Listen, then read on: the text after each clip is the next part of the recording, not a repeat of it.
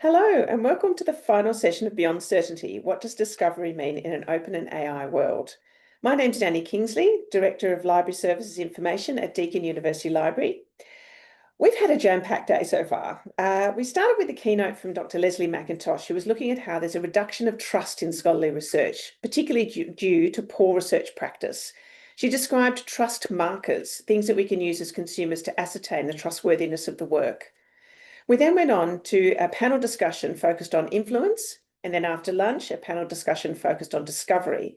So in this session, wrapping the day, we're going to try and pull everything together and work out the next steps. It's as simple.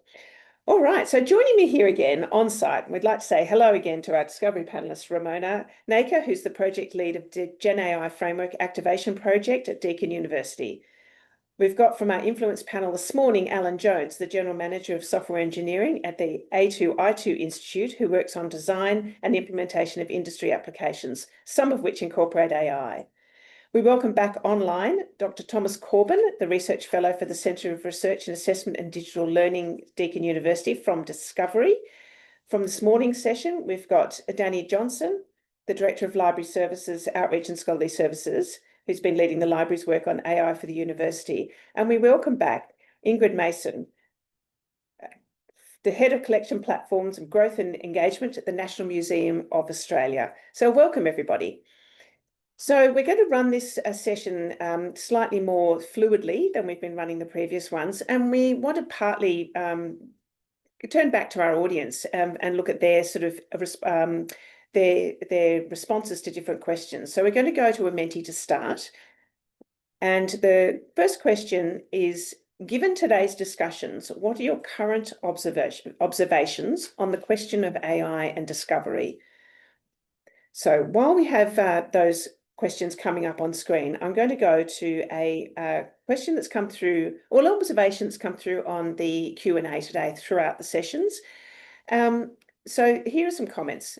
One of them was, we're being conditioned to using these high-cost tools that are built on stolen content, exploiting natural resources and poorly paid human labour for everyday tasks. It has huge potential to further entrench patterns of privilege and inequity. So that was a comment that came through, I think, in response to our discussion about homogeneity. And then there was along a similar line, sort of, if you can't always trust it, you can't ever trust it.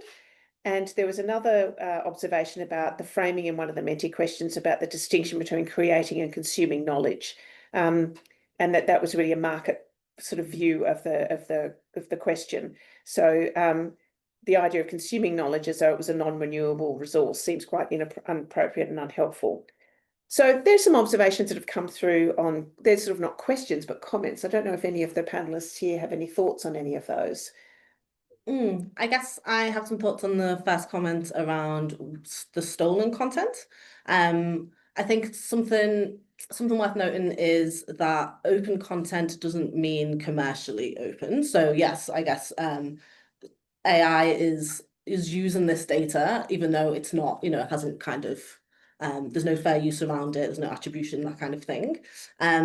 Another thing to note about that, about the use of open data, whether it's commercially open or not, is there was a lot of discussion earlier on about slop, about AI slop, and how the proliferation of AI and also predatory journals have kind of exacerbated that. People are creating articles that have been written by AI, predatory journals pick those up, then they of course get fed back into AI, because it's not just output either, it's also going back in and retraining the model, so the slop kind of gets recycled again and again.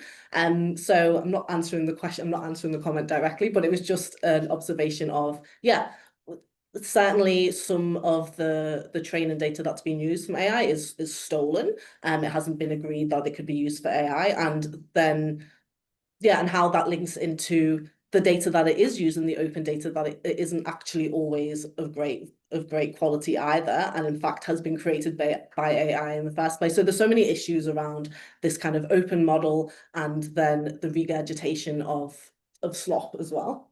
So Tom, you've got an observation. Yeah, mine was on the trust point, which I think was if you can't sometimes trust it, you can't ever trust it. Was that right, Danny? If you can't always trust it, you can't ever trust it. Yeah. Right. Okay. So We talked in the last panel session a bit about trust, and I suggested that paper I put in the chat, which said that 3% of students overall trusted it, but 54% used it regularly or whatever it was. Something which was a massive difference between use and trust. So students clearly use it a lot, and they clearly don't trust it. And so when I was talking to students, my first question was, well, what's going on here? Because if I had a research assistant who I didn't trust, I would fire them. I wouldn't rely on them because it wouldn't make any sense. So what very quickly emerged was two things. One is the way that you can trust AI differs. So you can trust it to know facts about the world, to extract statistical facts from a paper, for example, or you could trust it to do something with facts that you give it. There's kind of epistemic reliability on the outside, or you give it and you bound its epistemic ability to do things. So I don't trust it to know much about feedback, for example. But I trust it to turn my rambling nonsense at 3 o'clock in the morning into an abstract that's due at 6 a.m. And those kind of uses where it's not just depending on what it is, but what I'm doing it for matter. Like I would never do this at Deakin because I take all of my responsibilities at Deakin extremely seriously. But when I work at other universities, if they ask me to do mandatory training, I don't care. I'm just outsourcing it all to AI because I don't want to do it. And I'd never do that here, of course, but my level of trust is dictated by the situation in which I use it. So I think that just thinking about trust in the abstract gives a perhaps inaccurate picture about the way that we're using these kind of tools. So take home from that is if you're at another university that's not Deakin, don't hang out with Tom if there's a fire. Ingrid. Oh, that's great. I guess once again, the frame that we are looking through, we are looking at the current frame of these very, very large language models, these very competitive tech companies and the startups. But I would like to draw people's attention to Luciano Floridi, who is a philosopher. He has his own agent representing his literature called Flubot or Fluflot. I think there are means for people to undertake scholarship with these technologies that is not resource intensive, that does actually get people to work with scholarly content in different ways. It also behooves scholars to take on Luciano's example as a way of saying, you know, this is the way that you can engage with my scholarly output. You don't just have to kind of run your finger down the Google Scholar list or, you know, trace my ORCID at your behest. I just really think that libraries, there's a question here for me about the role libraries play and about a level of, so I'll test the audience, resistance to actually grappling with the nature of data and technology in this, which is, I didn't say that in the discussion about anxiety, but I do think that that plays into this and feeling taken over. And when I think about the fact that small models exist, there are examples out there of librarians who are working with machine learning models. Why aren't we saying what our requirements are, which is we don't want machines producing BS. We want machines actually linking to valid literature, and we don't want to steal people's content. But I do think we also have to grapple with the fact that we have given our content away. So just to kind of snarl it at the end. But I do think that there are golden opportunities. I'd like to, before we go into the Menti responses, I'd like just to come into that question around that dichotomy, and Danny, I'll get to you in a moment. But of the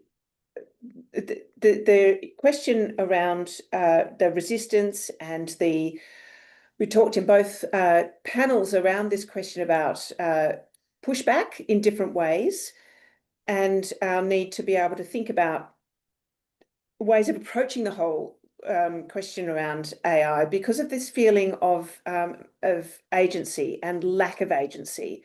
So Caroline's presentation was about making the case that we are in the pilot seat, we aren't complete pawns in this game, that we've got some agency.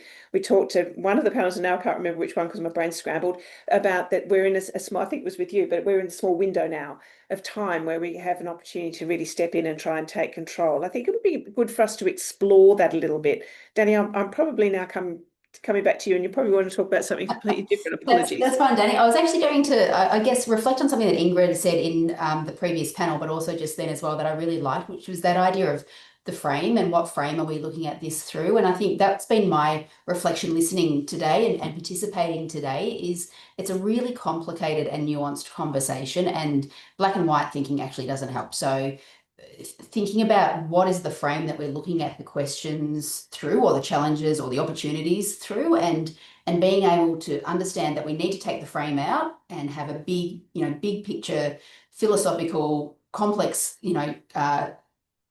conversations, question asking, repeated question asking about those really big challenges that underpin, the foundations and the institutions, and the companies that, own so much of this technology, not all of it, but own so much of it. But then at the same time, we also need to be able to then have conversations that bring that frame in and think about the real and tangible ways that we can positively influence discovery and discoverability, and how we can use those local solutions and context-driven use cases to improve engagement and participation. Like, what are those? It's kind of being able to do both things at once, have the big frame and also then come in multiple and repeated smaller frames to deal with real tangible challenges that we can, solve, or opportunities that we can harness in different contexts. Yeah, that's really quite interesting. Any other thoughts on that this is the window of opportunity? Look, I do think so. When I think about the collections that are largely untouched in scholarship because they are very poorly made discoverable, that is often non-textual collections, that don't get the kind of discovery. Machine learning is a way of unlocking some of that through actually feature detection. And that is a whole level of improvement. That's what I mean about bringing that frame in and going, where is there unevenness in the discovery layer? And the unevenness is there in the production of scholarship and also in the types of scholarly pieces of information. So I think those are nuts that we can crack. Yeah, great. And you, Alan? Yeah. I think we're in a really interesting window of time to consider the participation as part of the tool making and tool crafting process, especially when it comes to the point that Ingrid just made. We've got sort of these various different collections that have rich data and sort of insights and knowledge that can be brought forth from them, but also within a lot of those contexts, an aversion to just kind of shoehorning them into the tool infrastructure that exists without the appropriate care and protocols around governance. So I think kind of blending the right people together towards that tool making and towards co-design processes that actually bring value and relationality from that material is an opportunity that we should look to strike on. Fantastic. All right. Should we have a look at the responses on the Menti? And again, my eyesight is not good enough. Do you want to put them up? Yeah. So panel, if you want to perhaps have a quick look, and I know that they're somewhere off the screen, and just jump in if you've got any observations about any of those comments.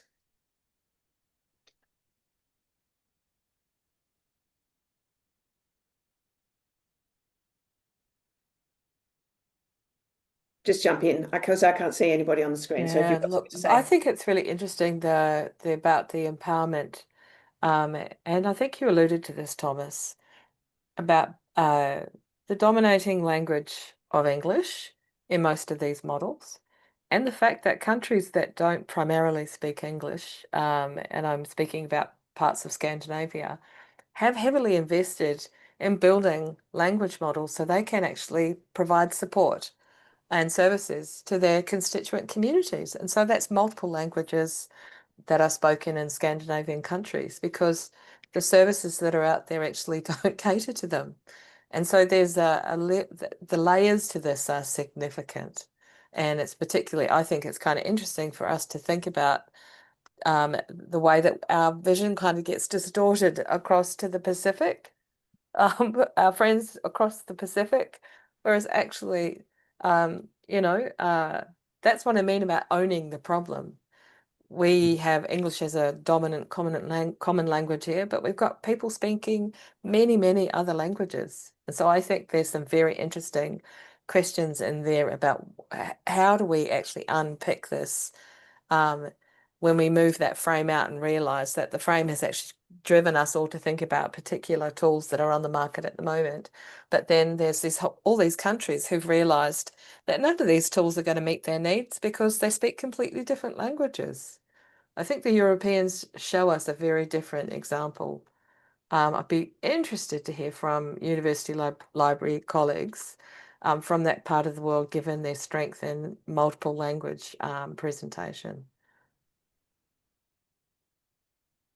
Any other observations? I had an observation on the one about AI summaries in discovery needing to be verified by engaging with the source articles, which means we don't save time in the long run. And I think that's probably true. But I'm not sure that that's the point. I think Thomas spoke really well about this as well. I'm not sure that saving time in the long run is necessarily the best use case for an AI summary. I think it's about opening up access to the content in ways, novel ways that allow people who maybe would be naturally excluded from the full content in its raw form if they came to that upfront. I think that's where the opportunity with AI summaries are. So yeah, I agree that an AI summary in an academic sense may not save time in the long run, but maybe that's not the point of the summary.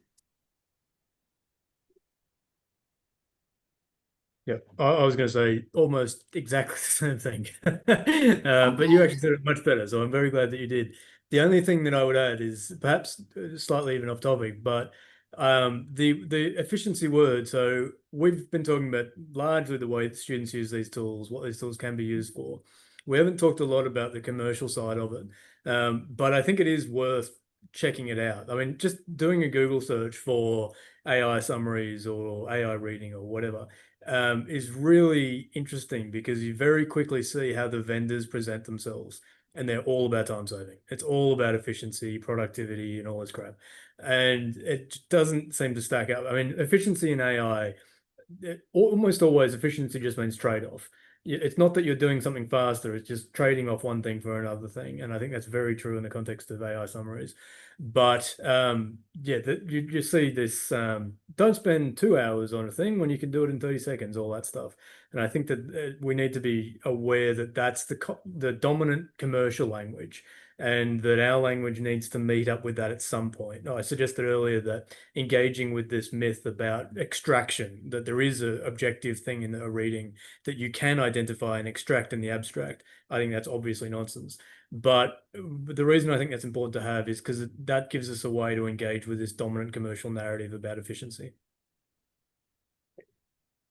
Yeah, you go. I was just going to talk to the point about AI empowers discovery by expanding access, but it challenges us to stay critical and ethical and human in how we interpret what we find. And I think that's just a really good point. You know, I wholeheartedly agree with this. I think AI literacies isn't just about, oh, here's a tool, here's a prompt, and here's how to use it. It's really about those foundational literacies. You know, we need to know how to use our evaluative judgment, how to sit down and kind of tear apart what it is that we're finding, knowing when we should and when we shouldn't use when we shouldn't use it. That is the foundation. And without that, using, you know, we can't really use the tools in a meaningful way or kind of evaluate what we're doing with them. I think really that's the foundation that everybody should be starting at, and that also determines whether you're going to use a tool for something or not. You know, we see a lot of fear around tool use, people feeling apprehensive to use AI tools, and there's a difference between not wanting to use a tool and being afraid or not understanding a tool. And I think that that's a really crucial difference. We can choose to not use something if we understand, you know, why, the reason behind why we're not using it, rather than we're too afraid to use it, or we're not sure what it does. Yeah, it just underpins those foundational literacies of being able to really critically evaluate the tools, its output, how we're using it. Okay, let's go back to the audience now and move on to the next Menti question, which is it's an observational question, is if there's been anything discussed today that has been new or surprising to you. So while we're waiting for some responses to come through from there, where I'm getting to the right point on my so a comment is, well, there's a question and a comment just for everybody. So it comes back to that question about whether or not we're living in some kind of utopia, which we're not. So AI is not being overlaid across something that was already perfect. So the question is asking, how is critically evaluating information generated by AI any different from evaluating other information sources? Isn't it just another information source? Or is there something fundamentally different here? No, I think you're right, Danny. Look, I'm smirking because I take myself back to the days of being a library student and having to go to the shelf and compare two dictionaries of biography and being absolutely aghast at who was presented in those dictionaries of national biography and going, where are the women? Where are the people who aren't white? So I do think it's a fundamental. I also taught at library school, and one of the best lessons I gave, I think for everyone concerned, was to play a game where people were meant to interpret what I was doing, miming with another person, as a factual event. But I left things slightly obscured. And in fact, it looked like we were conducting a dubious drug deal. But in fact, I was asking someone to go home and feed the dog. And we all found that really funny because this is about that tension between fact and fiction and what it is that we're actually trying to draw forth. And I love the fact that people are curious predominantly. You know, is this something that's actually real and does it give me something that's kind of refreshing or is it confronting? And that is why we have those critical processes. I just, maybe it's because debate is what we need in this discussion. How do we actually debate whether something is actually a good answer or a bad answer? And has anyone actually tested it at all?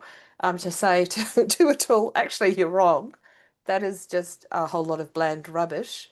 And I'll tell you something. And I know that that's going back into the engine. And there's a part of me that delicious, I find that slightly delicious that I'm actually feeding the engine with information that is real. But I know at the same time that someone could be feeding it absolute rot. So that's the tangle we're in. Yeah, somebody earlier wrote rubbish in, rubbish out. You know, the things that are being fed into AI itself needs to be critically evaluated, I guess, if that's a cycle that we can get into. But yeah, we critically evaluate information, we critically appraise information all the time. So yeah, it's exactly the same. Maybe it's just the framework on which we appraise that might be different because of the different ways that AI gets its information. But no, it's something that we are already doing. As Danny said earlier, you know, this is part of information literacy. We are doing it already. It is just, it's a different format, I guess. I was just going to say, Yeah. I think it's so interesting how this overlaps with other areas of AI in higher education. So feedback is a good example of this. So in the feedback literature, people look at the kind of things that AI says and then looks at the kind of things that humans say. There was a paper that came out last week that basically gave a claim, like the kind of thing you would see in an essay, piece of feedback, and then gave it to students, and then gave another thing that was written by a human to students, and they couldn't tell the difference, which is about the most pointless exercise I can imagine, because a proposition's a proposition. It doesn't matter if Ingrid wrote it, I wrote it, or an AI wrote it. If I write the capital of France is Paris, then it's either true or false because of the virtue of the proposition, not where it came from. But in feedback, if we take that conversation as being the end, that within a single message, it doesn't matter where the origin came from, it's true or false, then you get a completely distorted picture of feedback because it completely matters who it's coming from in feedback. If I get given a message from my lecturer who I really look up to and admire, and they say, oh, this is a really good idea you've written here. You're really starting to think like a psychologist. Then my identity show, I'm starting to think more like a psychologist. I'm starting to be more, people are recognizing me as this emerging scholar in this thing. That completely changes the power of feedback. But in reading, it's so interesting, I think, because so often it is propositional. Like the way that we evaluate what a Gen AI summary says is very similar to the way we evaluate what a human would write in the same context. And I wonder what the overlap is, if it's complete or not, because I am tempted to say it's pretty much a one-to-one. The kind of evaluative judgment skills that we apply to a text anyway are going to apply to what an AI says. And I wonder if and I think that at the moment, my best answer is yes, that's true. But I wonder what is perhaps being missed, where those really interesting discussions for 2026 and 2027 might come in and say, actually, we need to be thinking about this within the political structure of what an AI as an economic entity is doing and how that's biasing towards certain self-interested mechanisms or something like that. Some sort of different kinds of evaluative tools that maybe we use in political context anyway, but are less used to doing when someone's telling us a statistical fact about population size in Africa or something like that.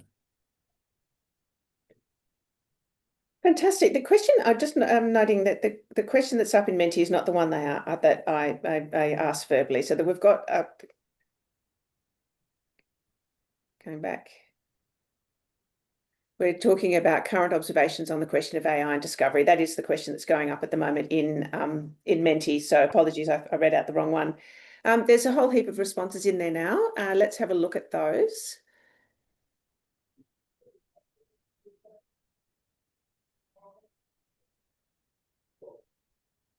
We'll need to share it with the screen so that the other panelists can see it.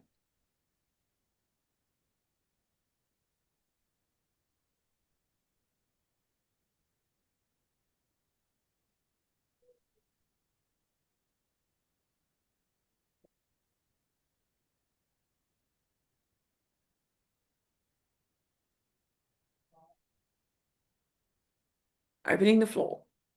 Gee, this is interesting. I'd like to riff on some conventions of old where we used to scoff about the Reader's Digest version of something, or a magazine that you picked up in the doctor's surgery, or I don't know, I did literature. We were absolutely told to go nowhere near the primers for Shakespeare when we were trying to study Shakespeare. Do not go anywhere near those primers. You know, you'll ruin your brain by having a look at them. So this does kind of have some sort of resonance for me. That part of that cautionary note is us trying to apply some guardrails in this, and I think that's probably a good thing. Does anyone actually on the panel know what I mean by Reader's Digest? Please nod. Yes, I am old enough. Right. Thanks. Uniquely a doctor's waiting room phenomenon, though. My parents renovated houses with Reader's Digest. Sort of, you could buy different things clipped into a big, enormous folder, and so you could buy the one that had a tile, a floor, etc. Very familiar. So, any other observations from the comments that have come through here? I'm quite drawn to the we are passengers, not pilots or co-pilots. Okay, so somebody refuting Caroline's perspective. Yeah, well, I wonder whether that's just the wrong language to use around AI's embodiment and our engagement with it. I think Copilot has obviously sort of become quite dominant language to be used around that role and engagement. And I don't know, I don't like the idea of everybody on the Earth flying a plane around. So maybe we rethink how we're actually participating in that kind of steering of agency, especially in a more coordinated and collective way. So I'm now thinking of I can't remember now the name of it, but it's basically an enormous pile of caterpillars and they roll. So the bottom caterpillars keep walking. This is the basis of the caterpillar wheel, is that so that only a couple of caterpillars are walking at any given time, but it apparently is a much more efficient and much faster way of traveling. So maybe we should be one of these little clumps of caterpillars instead of flying planes. I like that analogy, yeah. Okay, even though people might find them a bit icky if they see them when they're going on a bushwalk, but okay, well, maybe different language works for different people and what their connection to agency is in helping shape that future and reality. All right. Is there anything else anybody wants to pick up on, or we can move on to another question? I suppose in the bottom right-hand corner, there is still silos of information. Just, I suppose, a different way of saying what I perhaps said a minute ago about the connection between feedback, assessment, and reading is, I mean, a lot of the questions that we're dealing with are ones that we could have debates about, which are very, very similar, if not identical, and just not mention AI. I think a lot of the concerning things about AI are not necessarily bound up with AI, but they're things that AI shines a light on. And I wonder how true that is of the kinds of things that we're talking about. And that's a beautiful segue, if we want to just drop down the Menti now for the moment, into a comment, and it may have even been you who made this earlier today, about it's very hard not to see AI as a symptom of systemic issues, not the cause. And a long time ago, nearly 10 years ago, I wrote an article of that open access was the whipping boy for problems in scholarly communication, that there was a lot of accusations thrown at open access that it was terrible and it was doing all these awful things. And really all the things that were being described as being terrible were actually just existing in scholarly communication anyway. And then a couple of years ago, I wrote an article that AI is the scapegoat, wanting to use a different analogy, for problems with research assessment. And I think this is the thing about it not being a utopia. So because we sort of seem to pretend that somehow things were magic before. So there's two sort of comments/questions that have come through in Q&A that are along those lines. One is rampant capitalism started in shitification, and this is just on a larger scale. And the second one is the ownership of science, bias in publishing, colonial approaches to understanding of the world, the cesspit that is most of the internet. All of these things are worsened by AI, and none of them are created by it. So, discuss. I think it's great that we've got a psychologist on the panel because, to your point, Danny, this is projection and deflection. And I draw your attention to the outrage when Wikipedia started, which was, you may not use Wikipedia when you are pointing to any scholarship. So I do think there are aspects of perhaps these technologies help exaggerate and make even more apparent the disparities that have already been there. I won't get into the capitalist side of things. I'll just hit mute. That's enough for me. That's really interesting, Ingrid, and I agree. I remember being taught as a librarian explicitly to steer people away from Wikipedia, not appropriate. Thinking about that, what you were saying more, in that context, I guess, what is our role what is the human agency in that? I guess that's what my question is, and what I'm really interested in. Where do we have, where do we place the human in that situation? And I think that's sort of the thing that we skirt around so much. And I think that idea of the passenger versus co-pilot versus pilot, is another example of that, where I'm losing my train of thought, but thinking about where the human fits in that, and what is the agency that we bring to the decision making around the tools we use, when we use them, why we use them, how the systems, the technologies, the platforms that exist out there are really manifesting human, the human condition. I might pick up on, I think what you both said is exactly my thoughts as well, but I might take Ingrid up on the capitalism thing a little bit.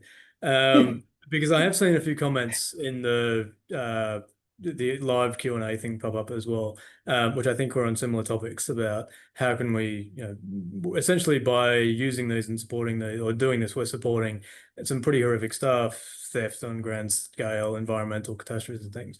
And I often hear people say, we need to teach students how to use these ethically. I'm like, explain to me exactly what that means. Like, within the context of what we know about AI, tell me what it means to use these things ethically. I don't know what that means. However, one thing I talk to teachers about quite a lot is a kind of a novel first step in one more understanding how to give feedback, how to set assessments, how to think about reading. And that first step is essentially to think that students are already doing this. So when it comes to feedback, it's not anymore the choice for a teacher to think, should I use AI in my feedback? Should I encourage students to use it? I think those take you down a problematic chain of reasoning. I think the first step of, we know that 70% of students are already going to AI for feedback on their assessment before they submit, and afterwards to understand feedback and a whole bunch of other things. Michael Henderson at Monash has a great paper with some Deakin people actually that came out a couple of months ago on this. But there's huge amounts of evidence in this, and I'm trying to add to the evidence on the reading thing. We know that students are using this.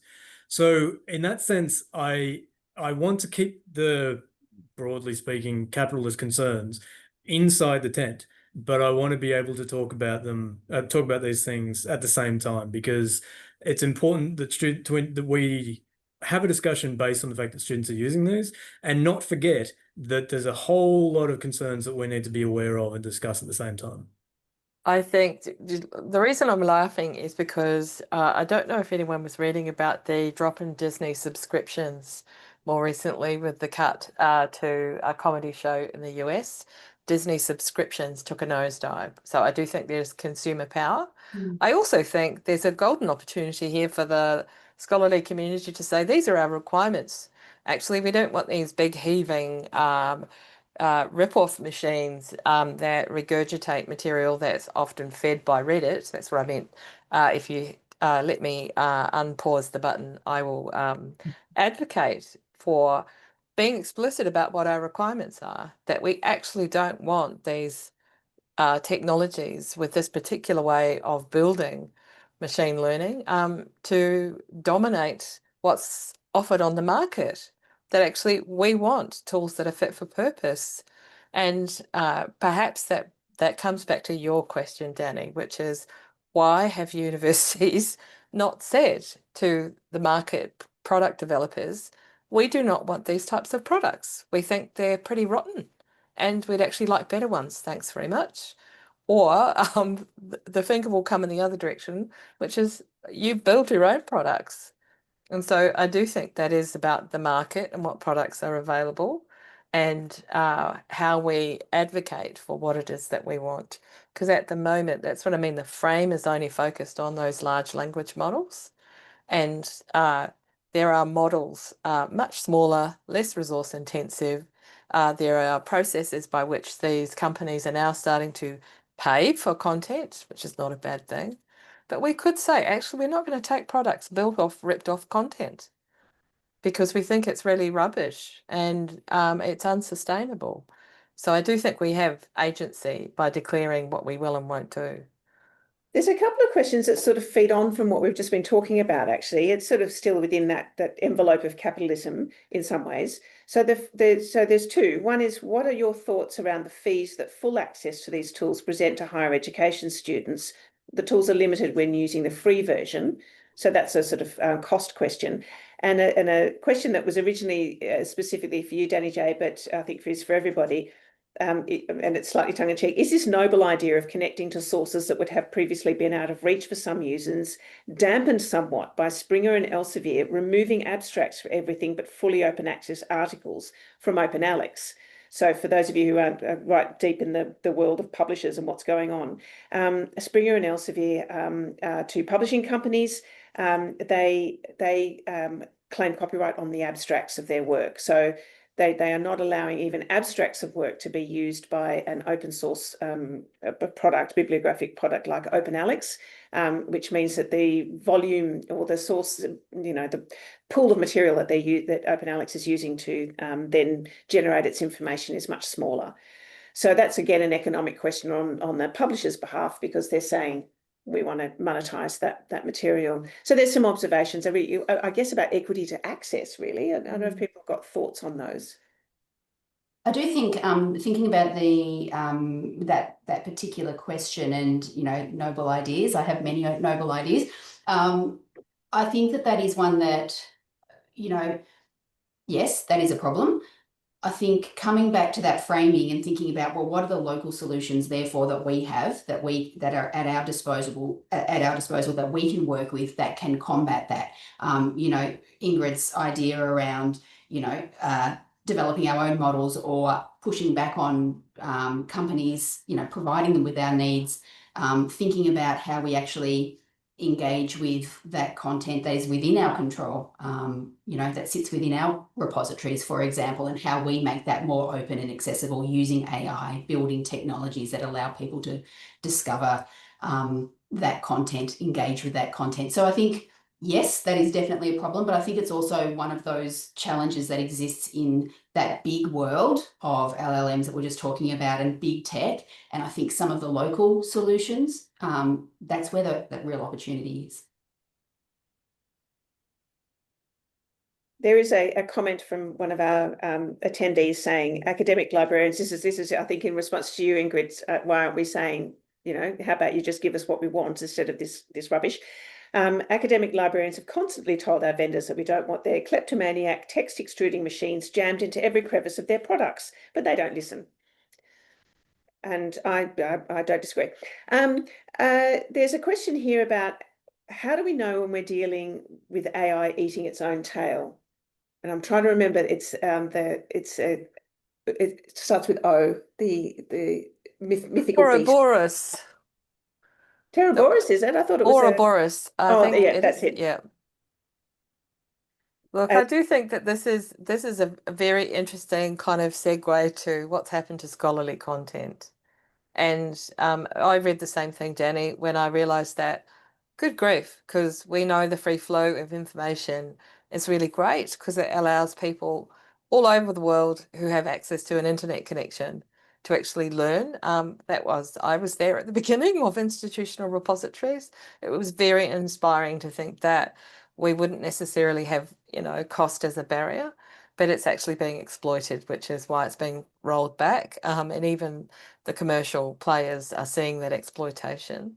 But I do think there's something about the fact that these are institutions producing some of the richest, most well-refined, thoughtful content out there. And we're kind of swinging in the breeze. I just kind of think that there's a kind of agency-lessness in this, which I find kind of compelling. And when, God forbid, but put an entrepreneur in this that says, why don't you get some of the universities to pull their content to build some of the best scholarship in Australia? And it would be pulling from all that's in institutional repositories. And I think there's kind of there's a counterpoint to that sort of being mowed down by what the market offers. Because that's that point about frame, Daniel. We're only looking at the market, not what the opportunity is, which is a broader frame. And in part because we know institutional repositories have been absolutely hammered by some of these commercial entities sucking their metadata and their content into their models. So I do think there's an element there of what do universities want to do? Do they want to be passengers, or do they actually want to have more of an investment in their future and in the future of scholarship that they've accrued over generations? I'll give an engineering perspective to this as well. The tools and the infrastructure that we currently use have inherent value encodings within them that typically serve the builders of them, right? So the publishing houses currently have their value expressions carried through the life cycle of how research is conducted. What hasn't been touched on a lot today is the opportunity we have right now with the coding tools and how they can accelerate development, and where I think that brings opportunity to craft tools within academic institutions, but also to look at how those tools are shared and co-cultivated across institutions as well. I think there's a big opportunity to displace that sort of tool monopoly in ways that we're not currently focused on, but could actually absolutely be in the driver's seat too. Because now's the time, right? Like we keep saying, this is the time now to kind of to do that, to have some agency. We know already publishers are out for themselves. They exploit universities. We know what's going to happen. We know that they're just going to carry on doing this. So this is really the time when we think about what Ingrid was saying. Should we do that? Should we build our own models? Instead, we can almost foresee what will happen. So now's the time to try and mitigate that. Yeah, absolutely. This comes back to the question that was raised during our session earlier too, around would you pay the kind of extra amount to have the AI tool around the data that's there? And I think there's obviously benefits in that, because it adds, well, there's questionably benefits, but perceivably benefits in that it gives you the AI goodness that you're looking for. But what are you signifying by continuing to participate in that, especially when your agency is being taken away in other parts? And it's clear that there's an imbalance there, right? but you're sort of continuing to contributing to the economics of that, and measurably so with extra money. Well, exactly, and they're not going to say no to extra money, so Yeah. they're going to carry on. Yeah. Yep. In the context of the comparison between what we might be able to build and offer and what the commercials offer, two things come to mind. One of which I was reminded, I interviewed about 10 law students about their use of AI summarizers, and they all use it all the time to do case law. And I thought, wow, it's amazing. All these students rely on it hugely to do case law. That seems concerning. So I went to some lawyers, they're like, oh yeah, that makes sense. We all use summaries. It's not concerning or surprising. And I thought, well, really?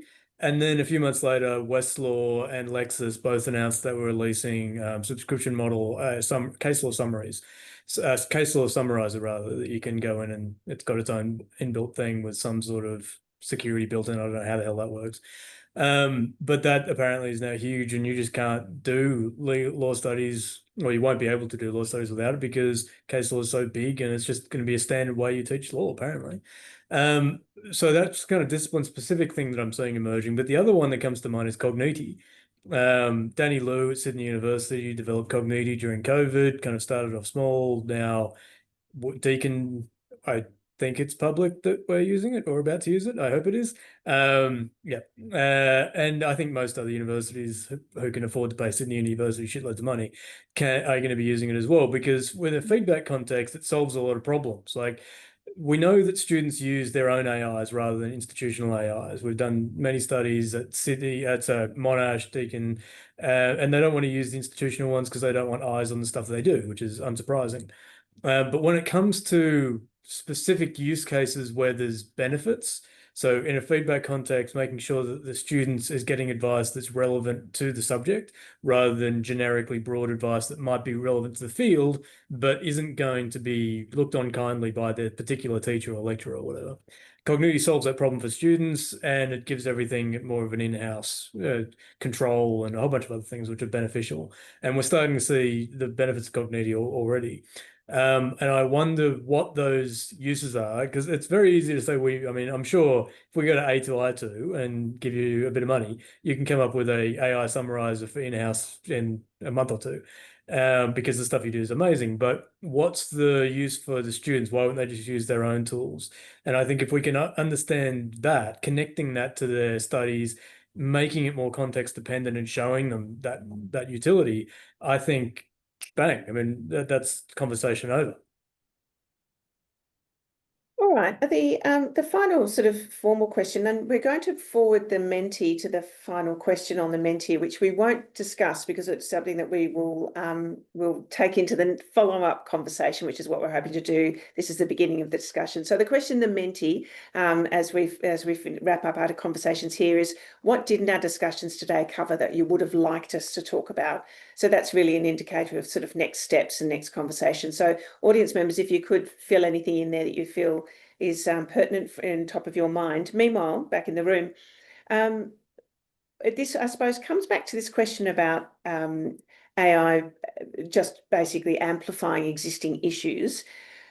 The question is, how would the panel advise people to work through the ethics of using AI systems in terms of the high environmental, intellectual property, and human costs? Bearing in mind that those things are already issues in use of almost everything else that we use in our modern Western society.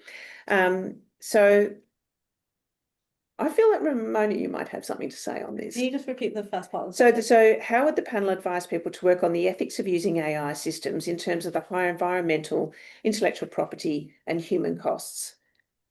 So I think, well, at Deakin, when it comes to the kind of like ethics around it, we have a Gen AI framework. If you are considering using AI or including it into your processes, that is how we handle that. We have questions that you should ask yourself, and then you make that decision yourself. When it comes around environmental, I mean, we have a lot to do. We have a lot of work to do. We have a lot to learn around the environmental impact of AI. I personally think there's a lot of while the impacts are real, I also think that there's a lot of kind of misinformation or kind of things taken out of context when it comes to the environmental impacts of AI. And that is something that our team is currently like exploring more to learn more about, and then sharing that with Deakin as well. So I guess it's just really around properly thinking about your use of AI. Think if it's appropriate, if it's aligned with Deakin the principles or whatever framework that you are following or should be following around AI usage, and making that informed decision rather than blindly going in and using AI for everything and anything. Yeah, having a thought process behind it. Is it the most appropriate way to use any kind of technology, I guess, but AI in this instance, because of those kind of like ethical, environmental impacts. So this is your last hurrah. So other members of the panel, would you like to contribute to this particular question or say something else in your summing statements? I'll build on from what Ramona's just been talking about. It's not a perfect solution by any stretch of the imagination, but as she said, our institutional principles are a way in which our organisation tries to make sense of how to help people, whether they're students or staff, to have a principles-based approach to engaging with generative AI. And we try to do that through our principles by thinking about it from that individual practice perspective, which Ramona's just talking about, but it also, the principles and our framework also talk to what that means in terms of collective knowledge creation or sharing, and what it means in terms of strategic and decision making as well. So it's kind of got different levels to it. Like I said, it's not perfect, but it gives us a framing for some of the conversations that we want to have within Deakin at an individual or a local action level, and then sort of scaling up the tree, I guess, right to the top of the tree. I think importantly, it just opens those conversations. We have a framework and we can sit and then talk about it and discuss all the different principles and how, it's not perfect, sure, but we at least have conversations around it so that we can make those decisions. So any final thoughts, Tom? I have too many final thoughts to sum them up, I'm afraid. I need an AI summarizer. As a researcher, I guess I might come at things a bit differently. I want to know what I'm supposed to research. Because one of the comments in the Q&A thing was, is there any readings that we suggest or something like that? And I answered it and said, I wrote a lit review a few months ago in higher education research development, and our conclusion was there was nothing. There's nothing on this in the research scholarship space. Assessment, you could drown in the amount of papers out there, but reading, it just doesn't seem to be on people's radar outside of our kind of conversation. So I want to know what to tell people that we need to know. We need to know basic stuff, like, are students using AI summarizers? How are they using it? But beyond that, what should research be focusing on this space to give libraries, to give universities, to give students, and to give teachers not necessarily answers to the problems they've got, but the material for them to answer it themselves, because they're obviously weighing things up. They're obviously trying to decide what the right thing to do is. But without good insights into it, it's really hard for me to see how they're going to hope to make the kinds of decisions that they'd be happy with, because so much of it's just a black space at the moment. I'll keep mine short. I think maintain your observation, be critical, be judicious, be open, reflect, and always question.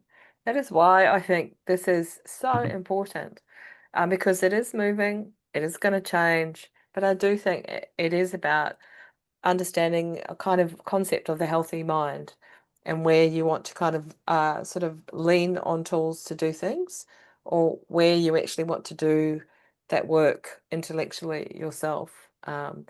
Because you actually don't learn if you don't make mistakes, or you don't consider your approach. That idea of learning to learn. That's what I think is important here. And Alan? I think for me, it's about leaning into this being an uncomfortable context and time, and a set of like competing tensions that if you withdraw from a kind of moral perspective and considerate of the ethics, then are you participating in the world incrementally improving, or and do you want AI to not exist at all, or do you want it to be different from what it is now? And understanding what your role and set of responsibilities around your values and your moral compass could be towards that. So yeah, participate or not participate. But yeah, figure out what lane feels right for you. Fantastic. Well, we're very much coming to the end of the day. So I've been making notes as we've been going, and some of the themes that have come out of the discussion, and we will be pulling this together into some kind of summary. I'm not sure how that's going to happen. AI may or may not be involved.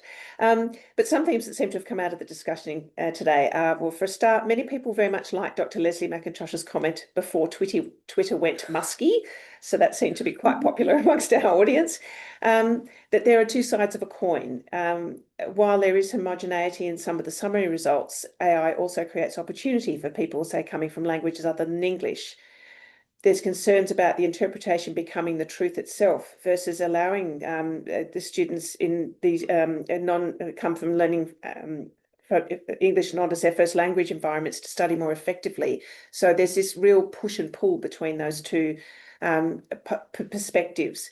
We've got the technology really amplifying the human condition, that AI is simply bringing light to existing issues with all data are biased. It was never not biased, that copyright is already being breached, that research is already being exploited for commercial gain and not to the benefit of the original author or the author's institution. Agency versus non-agency.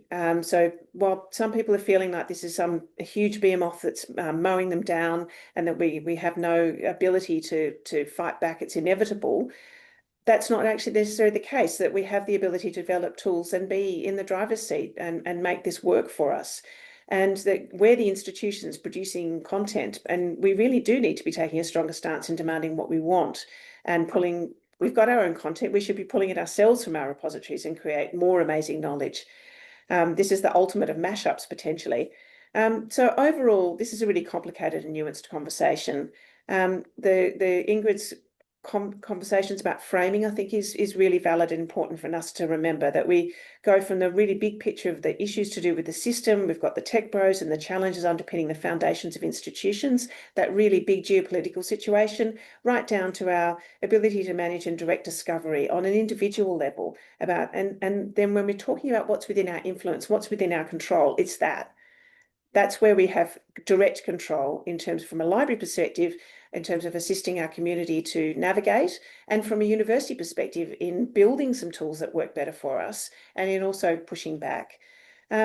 So I guess the thing that comes out of a couple of our word clouds is that we need to stay curious, and we should always question.